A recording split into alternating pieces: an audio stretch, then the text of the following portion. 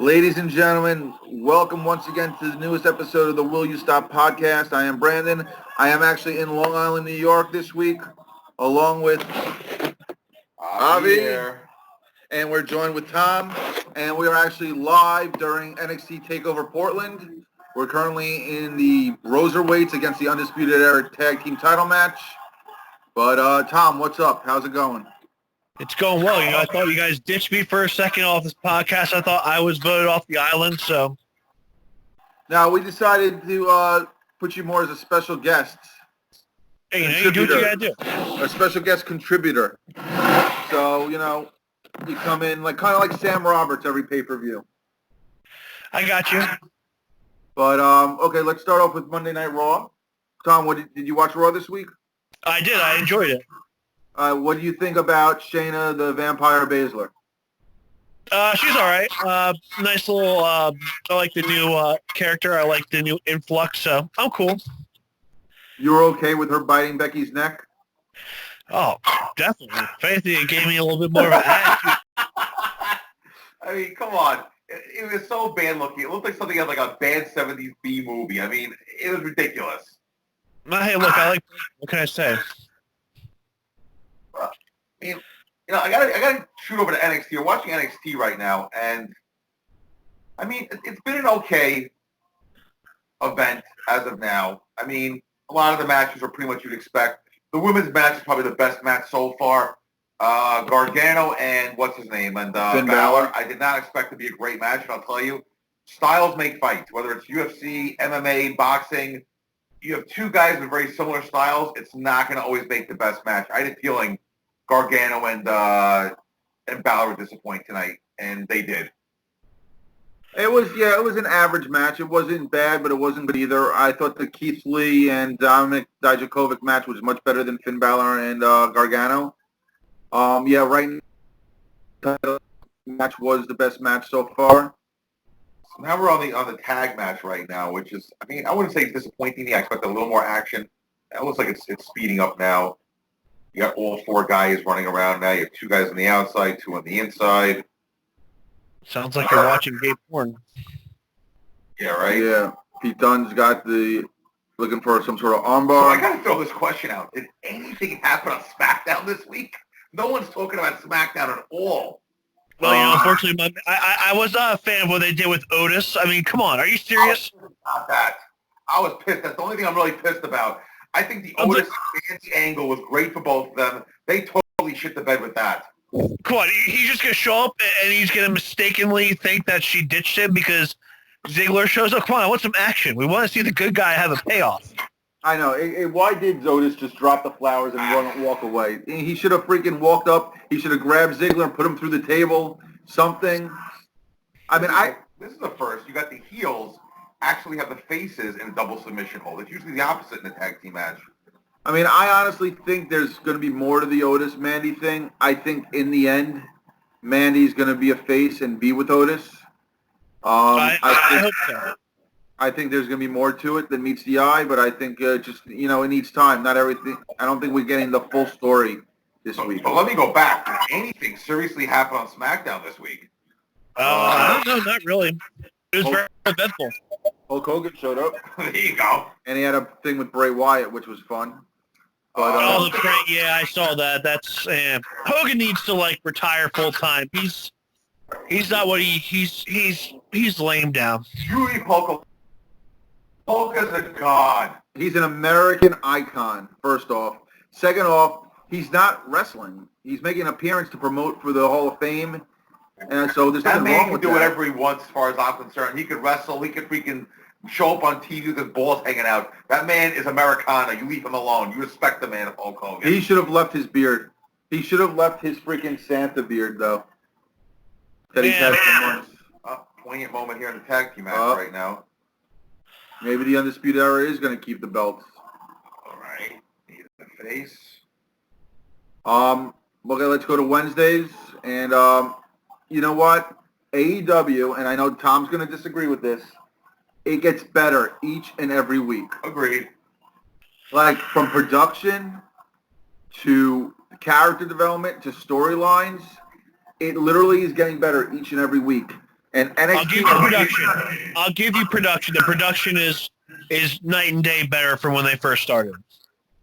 And NXT, I feel, is just staying in a holding pattern. They're not even trying anymore to try to beat AEW. Let me tell you what I've noticed. I've been watching a lot of side by side because of the commercial. Believe it or not, if you guys go back and forth, the commercial breaks are actually they're staggered. So it's like you can have NXT action while AEW's on commercial, vice versa. And I've noticed I've done a lot of side by side comparisons. Number one, the quality of wrestling, NXT is head and shoulders above AEW. Obviously, the storylines are better in AEW than NXT, but I really noticed just how much better the quality of matches are in NXT versus AEW. Oh, I'm going to tell you what's making the difference. And I had disagreed with Izzy on this, and I'm starting to see it more and more as each week goes by. It's being in Full Sail each and every week with the same crowds that are getting burnt out. Getting stale. I see what you're saying. Go to a different crowd, different arena, different energy. I see what you're saying. I mean, we're watching this pay-per-view, and, granted, it's not the best takeover they've ever had, but the crowd is so much more lively than at Full Sail. And, Full Sail is as best as they're going to be. There's 300 to 500 people there. But, again, it's every Wednesday. It's pretty much the same crowds. If you look, it's almost like watching the old ECW, which every single week, every month you watch ECW, you knew exactly who was sitting in that front row. Straw hat guy, the guy with the long hair and the sunglasses. You always knew who was sitting there. Those crowds were insane, though. Those crowds were insane. Yep, that's it. Oh, Chasing the Dragon. Yep. All right, can I say something, though, about the character development, the storylines about AEW? First off, why the hell is Kenny Omega the tag team champ? Calm down. We got to cut into this match. This match is getting good. It looked like, so Undisputed Era hit Chasing the Dragon on Pete Dunne, but Pete Dunne got a 2.5 count. But this is after Pete Dunne got accidentally hit by Matt Riddle. So things are getting a little interesting now in this match, and they're definitely developing into something right now. Oh, they're going for a high-low, their version of total elimination. Oh, he flips over. Blind tag. Oh, they hit their finisher, but he's not the legal man. There it goes. Oh, V-trigger. That's into the rope. Oh, there it comes. Oh! Could be it. Double kick. Oh. Nope. Here comes they're going for the finisher. This is their finisher right here. That's it. New tag champs. Nice. Yep. That's it. New tag champs. The Broserweights just won the tag titles. I did not think they were going to, though. Very good. Good ending there. I like that. The match itself wasn't great, but the ending was pretty good, I have to say. All right. Speaking of that, that's a perfect segue into the point that I was making. Speaking of tag team champs, why in the fuck is Kenny Omega AEW tag team champ? He is their only bona fide legitimate star, in my opinion. He should be, as a singles band, he should be competing for the championship every week. I have no idea why they're wasting him in the tag team division. Because they have time for him to be there. They have time for him to be in the main event. Right now, they don't need him in the main event. They don't need him there against Jericho. I disagree. This is Izzy sighting. Hang on. I think this is Izzy sighting. No. He's confident. He's out again. And Dean Ambrose, a.k.a. Moxley, was complaining about how WWE, he had shit storylines. Now he's like a freaking pirate with a freaking eye patch over his head. Oh, AEW is so much better than WWE for him. He should have never left WWE. I'm not a fan. First off, he's not a pirate. It's called selling an injury. I'm going to tell you a story. Back in ECW days, there was an incident where Sandman got a fireball in his eye? Something like that. He sold that he even kept his eyes covered at home. So when people answered the door, he still looked like he was injured. It's called selling an injury. These things that WWE does where they come in 1 week, they get hurt, and then the next week they're perfectly fine. Things where you have John Cena get thrown into a spotlight by Big Show on a Sunday, and on Monday he's strolling out perfectly fine. That's the art of selling an injury. He's not a pirate. Come on, now you're just hating on AEW. I'm not hating on it. I think he looks like an idiot. And then it added to the whole thing with Santana because last week he freaking gouged Santana's out. eye out. Now they have an eye for eye. Now they bring in Jeff Cobb. Jeff Cobb is a legit animal, and he's going to be freaking great in AEW if he stays there. You know what? I got to be honest, Tom. I kind of disagree with you as far as the wrestling in NXT is a lot better than AEW. I think it's a match-by-match basis. Listen, there are matches in AEW that blow away NXT, and there are matches in NXT that blow away AEW. It's a match-by-match thing. You can't say the entire NXT in-ring product is better than AEW's. I can and I did. I agree. I mean, I disagree. I think it's head and shoulders above AEW. I don't see it like that. And also, I'm not really a fan of what they're doing. I'm not really a fan. It seems like they're having some, division with the Young Bucks being a little unhappy and stuff. I think that they have some risks by having too many cooks in the kitchen. I mean? It seems like Tony Khan and the Rhodes, Brandy and Cody, are really consolidating their power.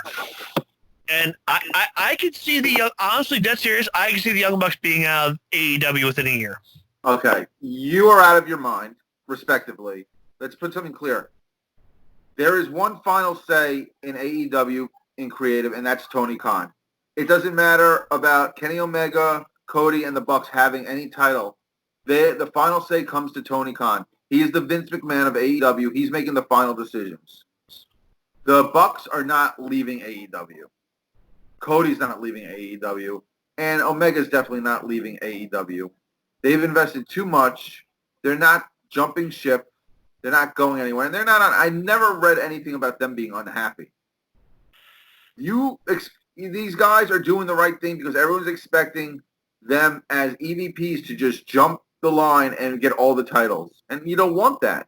Because then you get a situation like you did back when TNA started and Jeff Jarrett became world champion and it went nowhere because no one cared for Jarrett to be champion. I'm not saying they should all have titles around their waist. I'm not saying that. What I am saying, though, is why is Kenny Omega being wasted in the tag team division? He should at the very least be singles match and in the main event scene, the singles match, in the singles scene. It's a story. I agree with Tom. They're telling the story. Thank you, Israel. Yeah, I know. He's got his thumb. He's sitting there with his thumb. Because you're always hating on Omega. Omega should be the Sting. He's the biggest star they got from New Japan, who's not part of WWE, and they're not even using him. They should be constantly using him. I don't get it either. I agree. Thank you. He's on TV every single week. How are they not using him? He's in a story. He should be in the main event scene fighting Jericho. Come on. He doesn't need to fight Jericho. He doesn't need the world title. They're not saying get the world title, but be in the scene. At least he should be in the main event every week. Izzy literally just said he should be fighting Jericho. Jericho is the world champion. That means Izzy is saying that he should be in the world championship picture. Yeah, chase the title. Chase the title, yeah. He doesn't need to. Right now, he's in a storyline with Hangman Page that's going to lead to Hangman and Omega. It's obviously going down that road. They're building to a story for it. Right now, you got Moxley and Jericho. There's no Omega there right now. He's on TV every week. He's an EVP, so you don't want to put him on the title on him right away. Same way Cody shouldn't have had the title on him right away. And let's be real, Cody is more over than Omega right now in AEW. And Omega's 10 times the wrestler that Cody is. Omega's supposedly the best in the world. He's supposedly this bona fide superstar, which I kind of agreed with before he started AEW. Why not showcase that? All I'm saying is Brandon, why is he being wasted in the tag team division? Hold on. He's not being wasted. They just got started. You have to give it time. The company hasn't even been around for 6 months yet. You got to give it time. Simple as that. Why build him right away? Why not just build him up over the long haul? And he's going to be your superstar, and he's going to be your main event guy. You don't got to push him right away. Give it some time. Let it build up. Let the fans clamor for him to be champion, and then you go from there.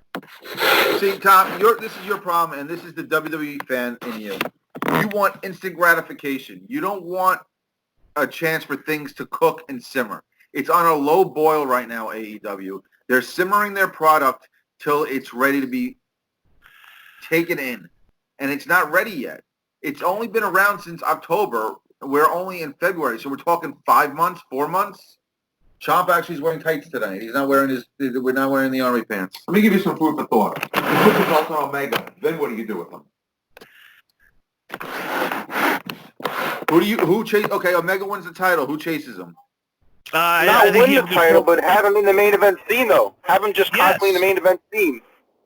He should definitely be in the main event scene. Or okay, he can have a program with Jericho, Cody, anybody, any of the so-called Moxley, supposedly, even though I don't think he's main event worthy anymore. MJF, you should be going with. I mean, come on. Yeah. MJF is in a program with Cody. They're building to a giant grudge match. Why are you going to throw Omega in with MJF when he's in a program with someone else? You want to throw Omega out there involved in that too. You want to throw Omega out just for the sake of saying he's in a main event, but it's okay for him to just lose. He can be in the main event, but he can lose each week to Jericho because you don't want to put the title on him. You're contradicting what you're saying. But he should be going chasing Jericho, and he should be involved with Cody, helping with MJF. He should be involved in the major storylines. Yeah, I'm not saying he should get the title. But he is in a major storyline. He's in the tag team. He's a tag team champion. He's mid-card right now, bro. He's mid-card right now. To me, there is no mid-card in AEW. To me, AEW, everyone is on equal footing. Just because you start the show doesn't make you a mid-carder. Because you know what? 2 weeks ago, they had a tag title match, and they were in the main event of the show. That doesn't make you not in the main event just because it's the tag titles. We're not talking something like WWE where they shit on tag teams, that if you see a tag team title match in the main event, that's a joke. Well, let me ask you this question. Were The Rock and Austin and Triple H and John Cena always in main event feuds? The mixture of them were early on when they needed to get ratings and when push came to shove, yes they were. When they were going up against WCW, Monday Night Wars, yes they were. But they're getting ratings. They're winning the ratings every single week against NXT. They're not even drawing 1 million fans. I'm not impressed with their ratings yet. NXT is just they just threw a show up there, and they're able to compete with them. I'm not impressed with what AEW's done so far. I'm sorry. I'm just not.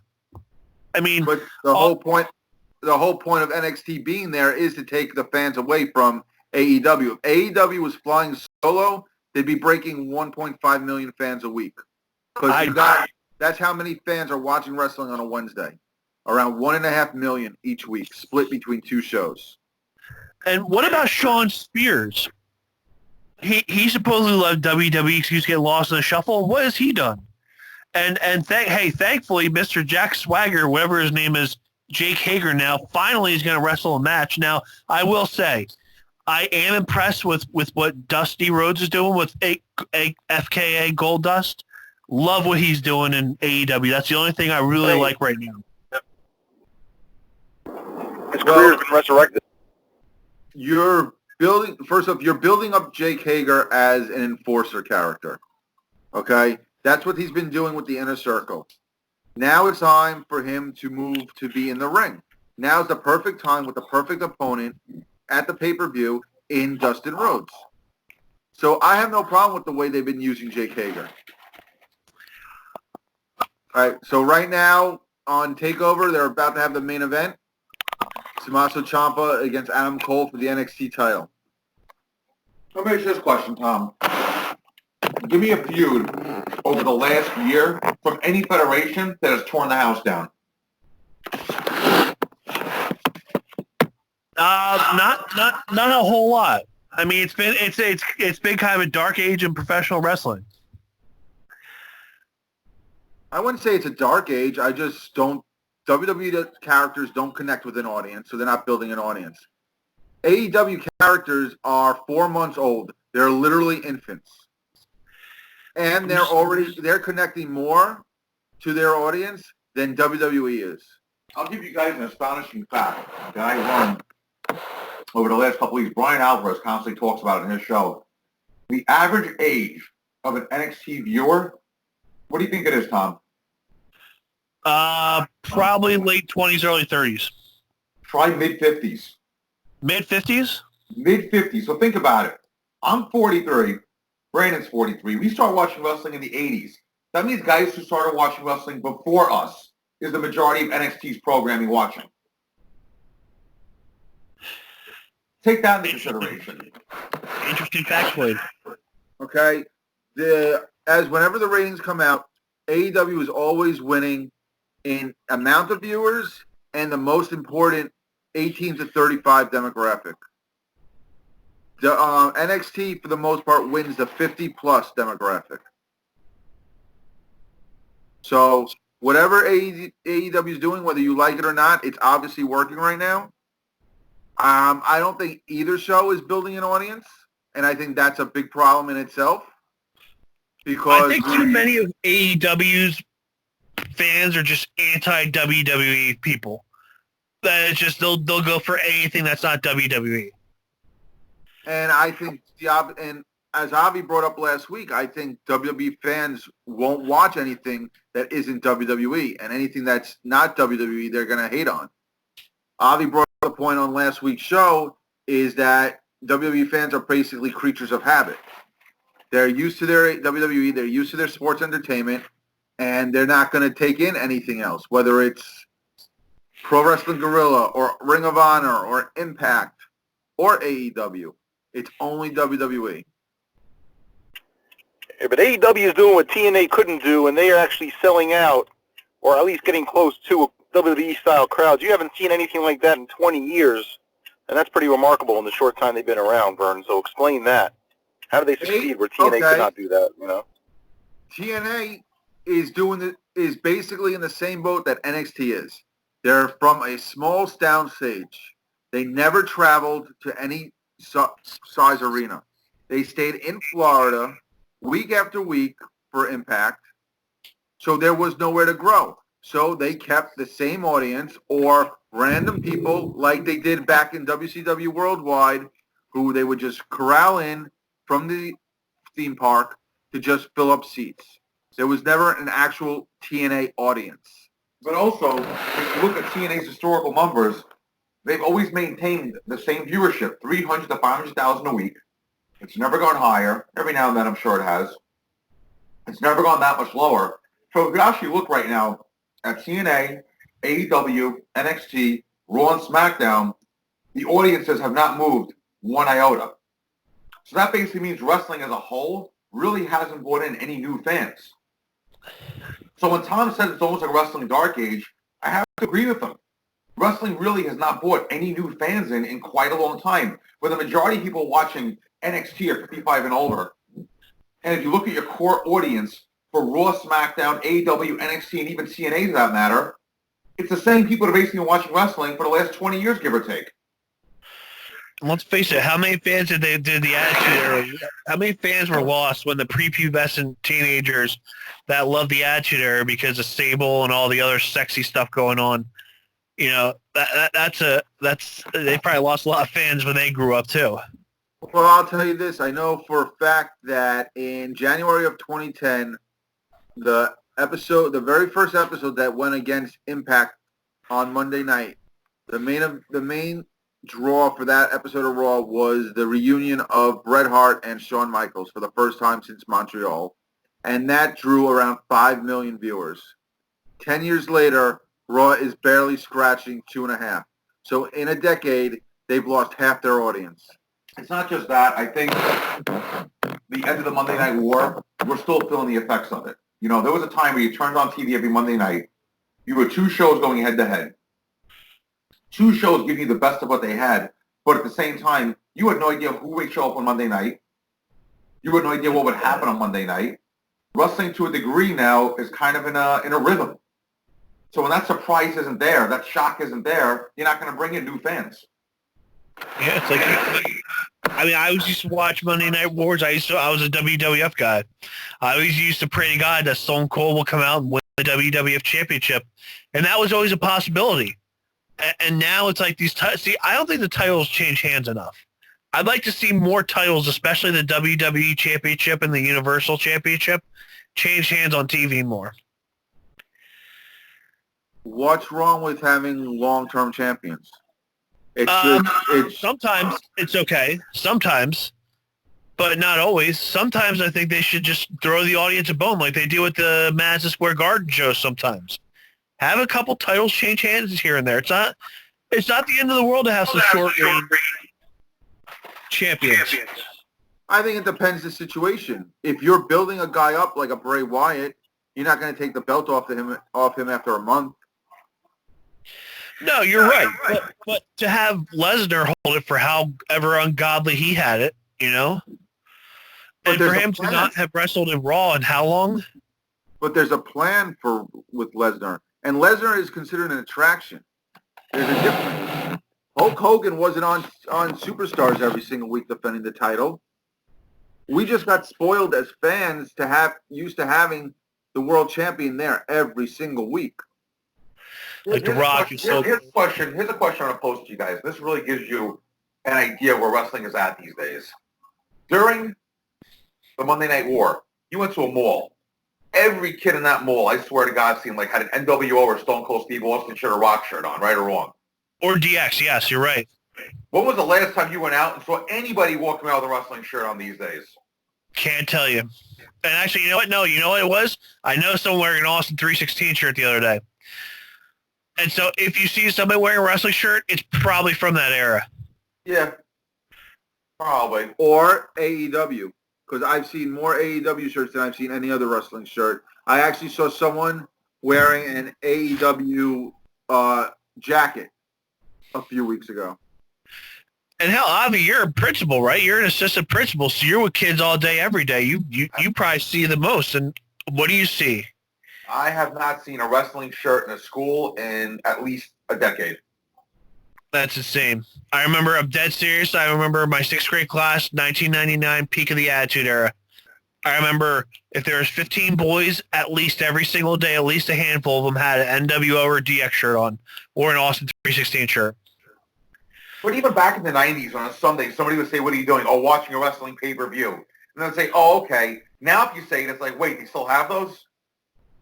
Yeah. Now, I do have... It's funny because WWE is part of the mainstream. I mean, TMZ covers them regularly. ESPN covers them regularly. But even though the mainstream, nobody has a clue about them. And I think AEW's got more of a foothold in major markets for their merchandise because they're selling all their shirts in Hot Topic. Yeah. Yeah, that's true. For all intents and purposes, if you look on the outside in, forget TV ratings. If you look at the amount of wrestling that's on and the amount of money the wrestling industry is making, you would think we were in another golden era, another boom. Yeah. It's almost like it's a boom, but the wrestling product itself is not in a boom. We're like, the business is in a boom, but the product isn't. Think about it. WWE dominates social media. I mean, look at how many followers John Cena has and, all kinds of other, some of their top superstars. I mean, some of their numbers are insane. I mean, hell, even Eva Marie, who was, in my opinion, one of the worst female wrestlers of all time, she had over 3.5 million Twitter and Instagram followers. So they are all over social media and stuff. They're all over the media and they're all over entertainment. But you're right. It's just the actual live ratings of these shows is just going the crapper. Well, you know what it is? It's I told you, it's amazing because if you think about it, wrestling is in a weird boom of sorts. I think the creative part of wrestling is in a very big dark age right now. I think that's the best way to put it. Creatively, wrestling is definitely in the dark ages. The characters are not connecting with the fans. The fans really are not into the product like they should because those characters don't connect. The in-ring product is not that bad, but if you have no storyline to go with it, you could have the greatest spot. You could have a 10-star match. If there's no storyline, no one's going to care. So the match almost loses its luster because of that. And they got to bring back people like Goldberg and shit every couple months to get anything going. I mean, that's you're right. Kind of goes in line with how bad of a time period we're in. Right. So I think creatively, I think character development-wise, we're in a dark age. But business-wise, like I said, we're back in a boom. I mean, Vince has $2 billion contracts sitting in front of him. Another $500 million comes from the Saudi government. Whatever he makes off the network and stuff like that, merchandise. So Vince is definitely not going to be on poverty anytime soon. And how much more is he going to get when he sells the rights to WrestleMania to Fox? Right, which is a rumor, obviously. But if that does happen, that's going to be, probably his biggest payday in the history of his company. And with that, AEW, they just signed a brand new, 5-year extension after maybe 12 episodes? So they're making money right now. As a matter of fact, I read somewhere that AEW was guaranteed no less than $30 million profit this year. When has that ever happened? When has a company in their first year actually been in the freaking black? You know, so you got to think about it from that sense where AEW is profitable, WWE is profitable. I mean, MLW, TNA, Impact, whatever, I have no idea, but I'm sure they're not losing money because they're still in business somehow. But if you look at it, your two biggest federations right now, AEW and WWE, are highly profitable. Wrestling is on TV now basically 7 days a week, but it's just creatively, the business is just in such a bad place right now. Where's Vince Russo when you need him? We don't need him. Vince Russo needs to stay as far away from this business as he can. I know Izzy loves him, always defended Vince Russo, but no, we're good. You know, you got to look deeper than that because you got to look at, you know, what resonated, what connected fans during the Attitude Era and even Ruthless Aggression era. You know, you look at Austin, what was it? He was a badass guy that was supposed to be a heel, but he was a face because he hated his boss. Vince McMahon's the greatest heel of all time. We need him back too, but he's unfortunately too old. I've always wondered about that. You know, it's almost like Vince was the common straw that stirred the drink because as hot as Austin was, remember, he missed a year with a neck injury. WWE didn't miss a beat. Because he had The Rock. As long as Vince was around, business picked up, so to speak. Yep. WCW, for instance, it was all about the NWO. But it was the original NWO. Hogan, Hall, Nash. As long as those three guys were together, it flowed. Once it got too big and once it broke up, that's when that business part went to shit. So it was really certain components that gave us that wrestling boom. But every wrestling boom was like that. You know, whether it was Hogan in the 80s, NWO in the 90s, Austin and Rock in the 90s and 2000s, you know, it was a common component that was kind of stirring it together. And like I said, with WWE it was Vince. With WCW it was NWO. There's nothing even remotely close to that right now in professional wrestling. You know, I'd like to see Triple H maybe take that role of Vince McMahon as the heel boss screwing over people. You know, I would. They did it already. They tried it. Didn't work. I'm talking like Owens. They did that 3 years ago. The Summer of Punk. Yeah, you know, I think we need Punk back. That's not going to help anything. I disagree. Okay, you'll pop a rating for 1 week, and then what? I think he could get some ratings up sustainably. You know what? He'll be on like Lesnar. He'll show up. He'll set up a match. He'll have a match on a pay-per-view. Then he'll be gone for 2 months. Hold on. I'll make the equation real easy. Tom, how long was CM Punk champion for? How long what? Was CM Punk champion? Not very long. Oh, wait, no, was he there for like a year? Right. And what did he do for the ratings that year that he was champion? Probably not a whole lot. There you go.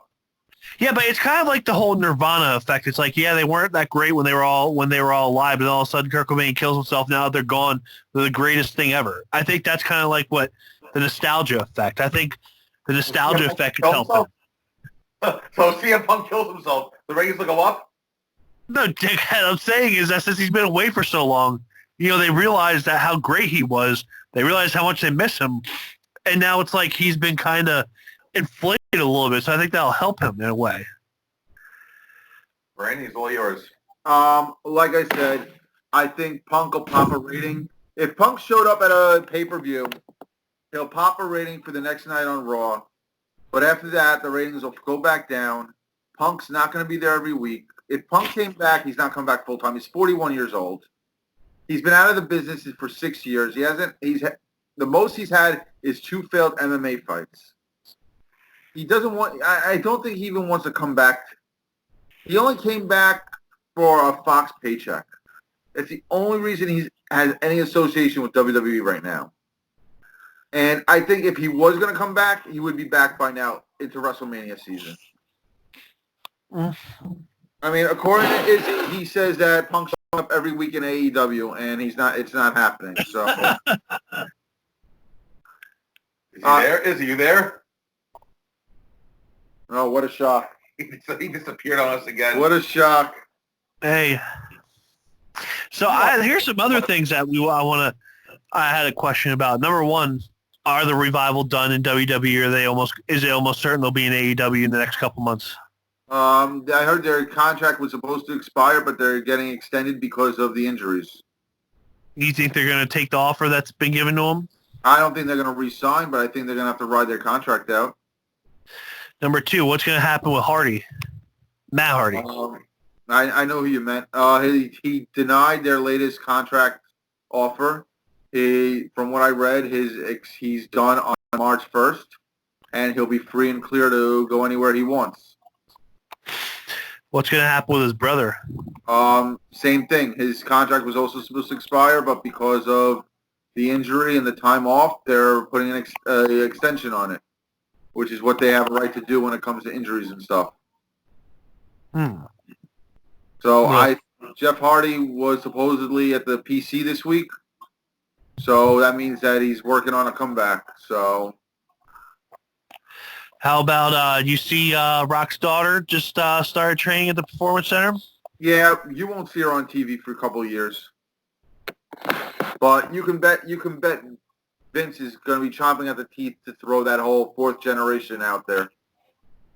I believe they'll make her the first ever fourth generation wrestler. Yep, she is officially the fourth generation wrestler to be signed to WWE. Crazy. So that's how old we're getting. She's only 18. That's pretty crazy. Yep. I mean, you know, I gotta say, I gotta feel for her a little bit. Obviously, you're never gonna feel sorry for someone being the daughter of a multimillionaire 100 times over, but I mean, all the shit she's gonna have to go through and overcome because of her family name. I don't envy her. I don't think she's gonna have to overcome anything. She's gonna be bred for WWE. She's gonna be a WWE person. I mean, same thing. Everyone gives shit about Charlotte Flair because of who her father is, but Charlotte Flair's only where she is now because Reed died. She never had any intention to be a wrestler. She's doing it to honor her brother. I just watched that documentary again the other day about Ric Flair. Interesting you bring that up. What, the ESPN 31? Yeah. Yeah, but she wouldn't even be in this business if Reed had lived. Reed was supposed to be the next generation Flair. Yeah. So, oh shit. Oh, air raid crash from the top rope. Ciampa bleeding? No. Oh no! I have to say, this match actually has not been bad. Ciampa and Cole has been actually pretty decent match so far. I've been talking. He is busted on the top of his head. Yeah. I have to say, it's actually a pretty good match right here. I've been watching it, and I kind of expect this to be a pretty good match. Ciampa's definitely a good worker. Ciampa's smart too. Did you read what he said a few weeks ago in an interview, Tom? He said that if he ever got called up to the main roster, he would retire. He retired. That's what I was about to ask. I said, do you think that's real? You think he'll ever go to the main roster? Nope. If it's maybe a one-off appearance leading to like they did for Survivor Series, where he was on SmackDown with The Miz and all that, but I don't think he's ever going to have a full call-up. Listen, I don't think Adam Cole should ever go to the main roster. Really? I'm sure he'd be lost. I'm going to make my prediction of the first wrestler that's going to cross over from AEW and leave to go to WWE. I think it's going to be Britt Baker. Britt Baker is just coming into her own as a heel. She's the first female signed to AEW, and all those contracts were 3 to 5 years. There's no way. I don't see her jumping anytime soon. She is not made to be a face. Her face character was not working. This new heel persona is working. She's getting the proper heat.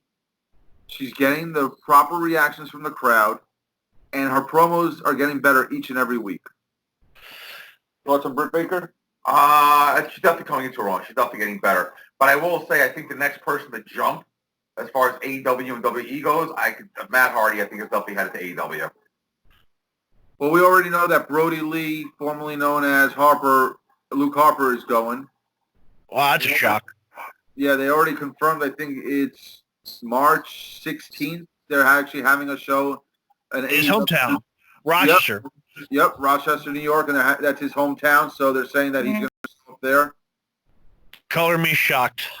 I'm not a fan. I don't think he's very. I think he's more of a tag team guy, and I felt like Rowan carried him. I was never much of a fan of him. Rowan carried him? Are you ready? Rowan is horrible. Rowan carried him. I just felt I don't know. I think Rhodes got a better character. I think I'm kind of like with Vince there. I like the big guys better. I like the monster kind of guys. I'm not a fan of was never a fan of him, of Harper. I have to say, Tom, you're missing a good match right now with Ciampa and Cole. It's a good match. Ciampa hit Project Ciampa. That was really close. I thought it was over there. But I'm going to say right there. now, this is definitely the match of the year right now in wrestling so far for this year. I was about to go to sleep, and then I got requested to do a podcast. You know, I'm the only one who's got to work tomorrow. You know, us private sector folk, we got to work on President's Day. Hey, what time you got to be up? I have a meeting 45 minutes away at 7 a.m., so I got to be up at 6. Oh, you poor thing. Oh, you'll be okay. It's only not even bad. It's not even I don't care. Tom, let me ask you this question. Your thoughts on Goldberg and Bray Wyatt? I like it a lot. I think actually with Goldberg's style, I think Bray Wyatt is a perfect match for him. However, I don't want to. You know, honestly, I could see them doing something and giving the belt back to Goldberg. They're not okay. I just said this. They're not building Bray Wyatt up to lose to Goldberg. Bray Wyatt is not losing that belt to Mania and most likely to Roman Reigns.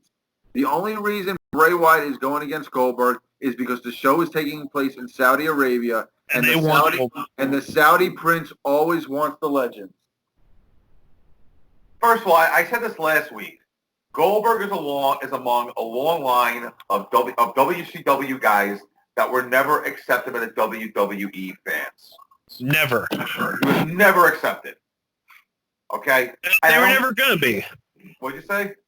They were never going to be. Right, but understand something. You're taking a guy in Goldberg who the WWE universe, as corny as it sounds, never cared for him. Why is he in a world title match exactly? Because he draws money. I don't think so, though. First off, there's no drawing money. These shows, you could put freaking anyone on these shows. They're going to draw money because they're Saudi Arabia shows. Okay, so if we put you guys on those shows, they'd be cool with it? Yes! Because they come... That was a sick move. Because they come twice a year. They're going to sell those Saudi shows no matter what. It's the Saudi prince basically is the creative control card for these shows. Maybe WWE needs to start performing in more countries more often because maybe just the American audience is getting kind of stale and getting kind of tired of it. But maybe if they go to European countries, they get a different energy, you know? They do. They go on 2-week tours twice a year. Yeah, but maybe they should do more often. Maybe they should do a residency. They're an American company. Their main base is here in America. They're not going to do that. I know where their base is. Hey, I'm just throwing out ideas. Is that such a radical idea?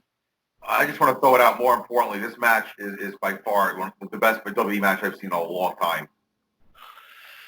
The moves, the ring psychology. This is a great match. And this is probably the most I've seen a crowd into a match in a long time. And we have the volume low, too. Uh-oh. Here we go. Oh, last shot. That might be the end. Oh, he's rolling to the ropes. By the ropes. No, that's not it yet. He's rolling out. Rolling out of the ring. Great ring presence by Tommaso Ciampa. I have to say, Tom, you're missing a great match right now. I'll have to check it out on YouTube. I'm sure Izzy will say this is shit. Izzy will say this match is shit. Obviously, it'll be great. Then Izzy will be like, "You're right, Avi. It is great." Fucking a teaser. He's not even here. He's not even here to get my freaking jabs. So, Tom, tell us more about why Goldberg and Bray Wyatt works. I just think their styles mesh well. I think this could be a good build-up for Bray Wyatt as a character and the Fiend because, you know, what's Goldberg's thing? He never loses. He has these squash matches. He's this big, strong, you know, guy who never loses. And, hey, he could be one of the few people to finally break through and beat the almost unbeatable Goldberg. All right, first of all, who has ever worked well with Goldberg? No one. There you go. DDP. One match. Yeah, that's true. One match. That was Goldberg's greatest match was against DDP. Yeah, but you know, though, at least he's not shy about it. He doesn't claim to be the greatest technician in the world. His character just got over. That's the beauty of professional wrestling.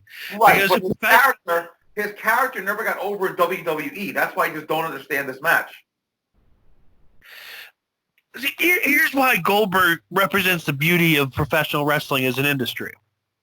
If it was all about the technicians, then the Lance Storms and the Matt Hardys and the Bret Hart is, they'd be the best, the greatest of all time. But I mean, did Lance Storm really have more of a mid-card career? No, he didn't, because he didn't have the character and the persona and everything.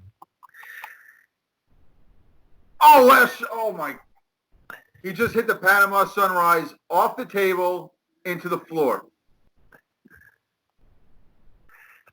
Yeah, this is definitely the best match of the night by far.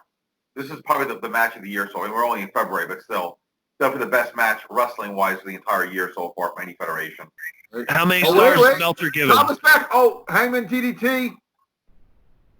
This might be it. Ciampa might. Is Ciampa getting the belt tonight? He's hooking him up for his finisher. He's got him up. He hit it. Is that it? He's taking his time to make a cover. This could be it. 2, 1, 2. Oh! Kicked out. Look at the crowd is actually. This is why they need to go elsewhere. The crowd is so into this match. If this happened at freaking Full Sail, the crowd would not be this into it. I gotta disagree, man. This is just a great match. This is a great match. Simple as that. You put this in front of 20 people or 20,000, you're going to get the same reaction. This is just a great match right here. This is one of those matches where the psychology is good, the movement's good. It hasn't really slowed down at all. It's been a good pace. Meltzer's going to give this match 5 stars. I can guarantee that. I just hope we get a good finish. So, Tom, how would you book Goldberg and Bray Wyatt? Well, obviously, unfortunately, there's not going to be much of a program. But I would do it similarly what they did with Lesnar back 2 or 3 years ago. I'd book it the exact same way. So you would put the belt on Goldberg. If you're running, you're taking over for Vince McMahon. You're in WrestleMania season. You're going to take the belt off your hottest character in Bray Wyatt and put it on 53-year-old Bill Goldberg. In effect, killing Bray Wyatt's character. I would have put it on him in the... I think this is just a one-off. I don't think this is a program, so I just don't think that's going to happen. But if they were going to try to get a program in, yeah, that's what I'd do. But here's my issue with that. If you really just want to do a one-off with Bray Wyatt, let him go against Braun Strowman. Right? Which, by the way, what's happened to him? I know he finally got a belt, but still, whatever happened to him? But I'm saying you could have put him against Braun Strowman. You could have put him against Nakamura. You could have put him against anybody else on that roster. Why Goldberg? He's going to tap? I don't know. He's close to oh, my God, this match. Tom, very disappointed in you right now. Why? You're missing a really good match. Why Sorry. Why don't you even have it on? Because I didn't want. It's Roderick Strong here. Oh. Here they come. Here they come. Is somebody gonna help Ciampa? Is your boy showing up? Who's my boy? No, we're talking to Avi's boy about the Velveteen Dream. Oh, here I love Velveteen Dream. Velveteen's gonna come and help. Yep. Here's the rest of Undisputed Era. Either Velveteen or Gargano's gonna help him, I feel like. Or no one's gonna help him, he's gonna lose. Yeah, I guess no one's coming to help him. No, but he's by the rope. Put on the rope? Nope. Yeah. Oh, he kicked out! Oh! I gotta say one thing. I want to count how many false finishes have been in this match. We gotta be getting in on 10 false finishes at this point. But they've worked. They've worked for this match. It's worked. Yeah. You know what I do at work sometimes? I'll sign into my WWE Network account, and I'll just rewatch a random episode of Raw or Nitro from the Monday Night Wars. It was always fun to watch. So Gargano's taking them all out by himself right now, one at a time. With the Undisputed Era getting taken out by guys by themselves. Velveteen on Wednesday, and now Ciampa right now, who's in the middle of like a 30-minute match. I think Ciampa's winning this. Unless someone is going to come in to turn, I think... Oh, wait, super kick. Wait, maybe I spoke too soon. 3 super kicks. Uh-oh. Yeah. Oh, there he goes. Last shot. Yeah, He hits over. it. You got it. It's over. 2. Oh my God! He kicked out. Wow. I have to say, this match is great. This is a wrestling match right here. This is awesome. No. Here comes his chance. Yeah. Here comes his chance. Tom, come on, do the chant. Do the what? Do the chant. This is awesome. But this really is. Oh, now So what? come on, someone has to come out that get Where is Ciampa's Velveteen back. when you need him? Where is your Velveteen Dream when you need him? Where's freaking his partner in DIY? Oh, No. wait, Belt got kicked out. he's going for it again. On the belt. No, wait. Oh, ref bump, here we go. I haven't seen a ref bump in a long time. When was the last time a referee got taken out of action? Now shit's gonna go down. The ref's out. Low blow by Adam Cole. Oh, it looks like he's setting up for another Panama Sunrise. No, he kicked him. Oh, he kicked him. He kicks Adam Cole right in the He's going balls. to hit the finisher. The referee's going to be nowhere to be found. Hits Project Ciampa again. No ref. No ref as usual. Well, the referee's dead at this point. He's knocked out of the ring. Okay, why is the crowd still chanting? He's not even laying on him. Well, Listen, boom. the Goldberg thing's a one-off. I don't think it's going to go long, but I do not think they're giving the belt to Let Goldberg. me throw these. The last two rumors I heard today, by the way, for WrestleMania, which is shaping up to be a fucking shit sandwich. I want to get his opinion on these. Taker and Styles, Elias and Cena. I fucks with it. I like it. Gargano's out because he turned on him? I think Styles and Taker, I'd like to see them go. Oh, Whoa. Gargano's turning on Ciampa. Belt right to the head, it looks like, in about a second. Why would he pulled it out of the ring? He did it! Oh, so this double switch type stuff. The Ciampa's going to be the face and Gargano's the heel now. And here comes the referee right on time. So they're going to go with, you cost me the title. This is all leading back. They are becoming the NXT version of Tommy Dreamer and Raven. Basically. We'll eventually have a loser leave NXT match or something like that. And the loser winds up going to Raw SmackDown to be never heard from again. So, Styles Taker, okay, I can live with that to a degree. If Taker was still undefeated, I'd be better off with it because then at least Styles can say I'm looking for a WrestleMania moment. But Elias and Cena? I like it. Why? What do you like about it exactly? I just like that Cena's coming back in wrestling. Okay, let me ask you this. How does it even make sense? Because obviously Cena's not turning heel. And they have been pushing Elias as a face. So how does that even make sense? I honestly, it could be his big moment because maybe Cena will put him over. And he can sing a song about how bad John Cena's movies are and how much he sucks. So turn him heel again. Yeah. And then maybe he can also remind him of when they went to ECW TakeOver back in 2005 and they all chant Cena sucks cock. We were there. And that was 06, by the way. We were there. Oh, That was- 06. Tom, were you there? 06. I was not. I'm sorry. Like that. See this? Someone wants to meet me on Bumble. Hold on. So, all right, I got a story from this past weekend. So Bumble had an event in D.C. here. And it's one of those things where it's just like, oh, well, if you match with your Bumble here, like you set the settings to within 1 mile. If you match, you get an extra free drink. So it's like you're swiping in person. It's like, oh, I just saw that person. Hey, I just swiped right on them. Oh, obviously they're swiping left on me. It's like they're swiping and they're right next to you. How did that turn out? It turned out bad. How did the Bay of Pigs turn out? So give us the rundown. What happened? So I get there, I'm with a couple of my buddies, I'm there. I'm like, yeah, feeling pretty good, First off, it's an incredible place, DC, in the waterfront. You got to view the entire city and the entire Virginia skyline, too. So, amazing venue. So I get there, and they do this stupid thing. I hate when places do this, when they rent out, like, the bar, but they don't rent out the living room. So, like, you have a small area to congregate in. So, they only ran out the bar, so there's no room for it.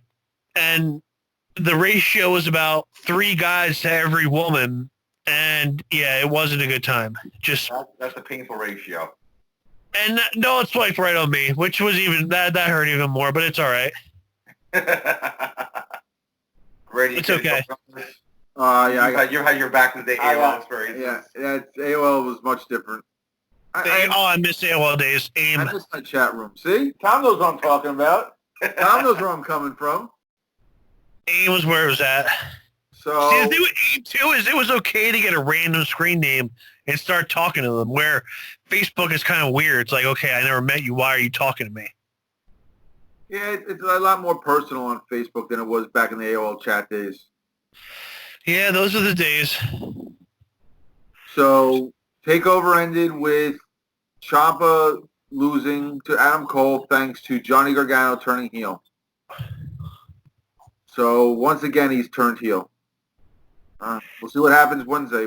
That's one thing I have with issues with all wrestling federations now. The heel-face turns are way too often. Like, a guy would be a face, he'd be a face for a while. Guy who was a heel, he'd be a heel for a while. I feel like every other week, guys are just turning. I mean, I can get a guy suddenly being turned one way or the other because of fan reaction. I mean, Moxley came in originally as a heel for AEW, but the fans took to him, so now he's like their top babyface. But, in the last year, now you have Gargano's, this is the 3rd turn for Gargano, or maybe the 4th in the last year. It's too much. Too many turns. I mean, look, how many times has Big Show turned? 734? Oh, my God. How about this? Who has more turns? Lex Luger or Big Show? Oh, Big Show by far. I mean, Luger really counted up, but you're probably talking less than 10 turns. Big Show's got to be in his 20th turn by now. But even more than that, I feel like Braun Strowman's turning to a Big Show. I feel like Braun's a heel one week and then a face the next week. No, they only turned him heel for that. He was a heel with the Wyatt family, and then he was a heel when he started his singles run. The fans had him go, and then for a month he turned heel because he was feuding with freaking Roman. And then they need to bring the Wyatt family back. The Wyatt family's gone. They need to bring it back, though. Gone. Yeah, but Harper is a redheaded stepchild. No one cares about Harper. I'll give you one guy who should never be a face ever again because I'm sick of it because every time it happens, you know he's going to turn heel. Randy Orton. Yeah, he's a heel. I mean, how many times are they going to turn this guy face, just turn him a heel 3 months later? And again, that's another, heel turn for a situation because they want to build to a match. Not because it just naturally happens. It's just unnatural and it feels forced. And that's the problem. Things shouldn't feel so forced. Yeah, that's what my date said. I guess it didn't turn out too well for you. Oh man. Yeah, I tell you, the internet has definitely changed the dating spectrum these days. People are taking across that. I mean, I've been catfished. I've been lied to. It's hilarious, but you got to laugh it off eventually. I had a girl change her age on me twice in the same night. During a date. I got beat up for saying I voted for Trump. You got beat up? Well, we had just gotten done, making a sexy time, and, we're kind of doing a little pillow talk. And so I turned the TV on. I was at her place in D.C., and it's 3 in the morning. It's 10 degrees outside, no lie. Middle of January, downtown D.C., and all of a sudden, I flipped the channels. I wanted to catch up on the news, and I go to Fox News. And I'm not a big Fox News guy. It was the first news channel that came up, and she's like, ew, I would never, ever fuck anybody who was a Republican or who voted for Donald Trump. So I get all smug, put my arm around her. I'm like, baby, you just did. Flip the fuck out.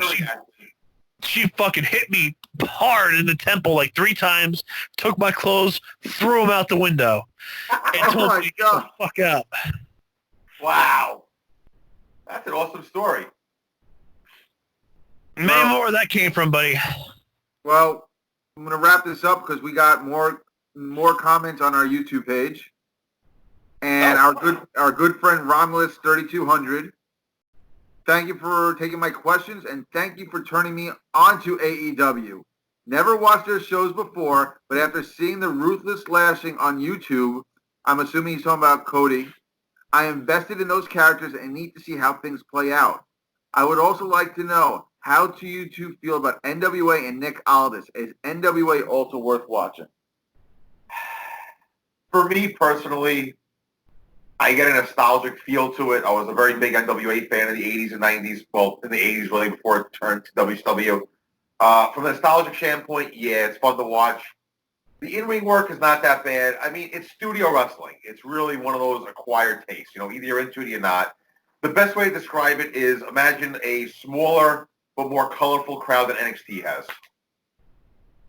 I mean, yeah, it's definitely something worth watching. I'd probably, if you have nothing better to do on a Tuesday night for 2 hours, yeah, pop it on. What do you have to lose?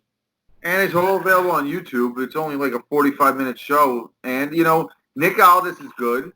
He came up with Impact. He's made it on his own. I think he's like the longest reigning NWA champion in modern times now. Not that saying much with the NWA title. Tom, do you watch NWA at all? I have watched it a little bit. I like the 80s style feel it has. I see what they're trying to do there. And I'm a big fan of Billy Corgan. I thought they did him dirty in TNA, so I want to see it do well for him. I like him. Big fan of Smashing Pumpkins. You know what I'm starting to get into recently? I've been watching a few episodes here and there. They just had a barbed wire match a few weeks ago. MLW. Not bad. Not bad. I'll say this. MLW is kind of like Impact if Impact was actually better creatively. How about the fact that MLW is accusing WWE of tampering with contracts? That I thought was funny. I'm sure it's true, but I thought it was funny. We got one more question from someone named Richard Benedetti. It is a total injustice that Andre the Giant did not receive a Daytime Emmy Award for his portrayal of Sasquatch in The Secret of Bigfoot in 1976 in The $6 Million Man. All hail the great acting of Andre Rene Rasimov. Great show, guys. Keep it up. Thank you, Richard. We appreciate your listening. So before we go, Tom, anything you want to add? No, thanks for having me. I look forward to seeing you again soon. You guys got to come back down to D.C. soon. All right, we're definitely going to hit you up if you ever come down again. Guys, willyoustop.podcast.com. Questions, comments, statements. Tell us how crazy Tom is for thinking Goldberg should win the Universal title in Saudi Arabia. Follow us, and we're going to be back next week. Same place, same time.